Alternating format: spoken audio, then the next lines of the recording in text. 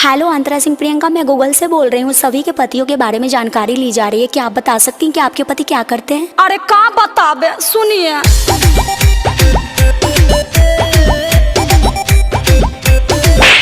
बजाते हैं बैंड मेरे हस्बैंड, बजाते हैं बैंड मेरे हस्बैंड, न देते हैं चैन, और रोती हूँ तो कहते हैं उलू लुलू बाबू मेरी चुप रहो, उलू लुलू सोना मेरी चुप रहो, उलू लुलू जानू मेरी चुप रहो, मुँह भी दाब देते हैं चुप रहो।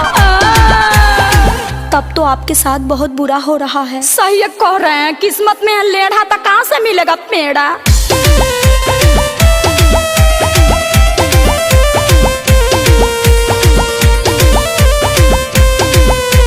खाते हैं मांस, रहते हैं टांच, बहुत सताते हैं। खाते हैं मांस, रहते हैं टांच, मारते हैं पांच, रोती हूँ तो कहते हैं उलू लुलू बाबू मेरी चुप रहो, उलू लुलू सोना मेरी चुप रहो, उलू लुलू बाबू मेरी चुप रहो।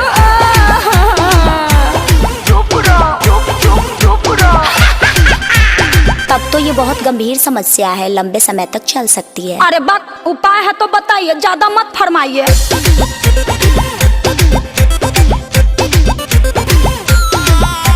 मारते हैं जंप, बुताते हैं लंप, अरे पाठा है। मारते हैं जंप, बुताते हैं लंप, करेजा में होता है काम, पर रोती हूँ तो कहते हैं उलू लुलू बाबू मेरी चुप रहो, उलू लुलू सोना मेरी चुप रहो, उलू लुलू जानू मेरी चुप रहो। डोंट वरी, घबराने की कोई बात नहीं है, गूगल आपके साथ है।